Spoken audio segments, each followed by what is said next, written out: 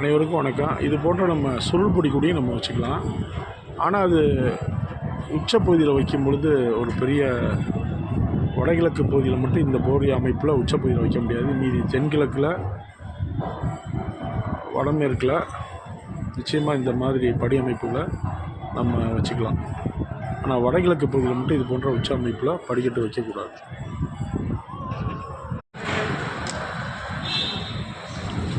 Car வந்து லிஃப்ட்டில் போயிட்டுருக்கு.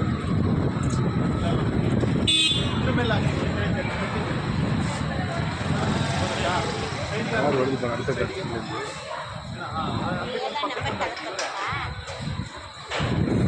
Car போயிட்டு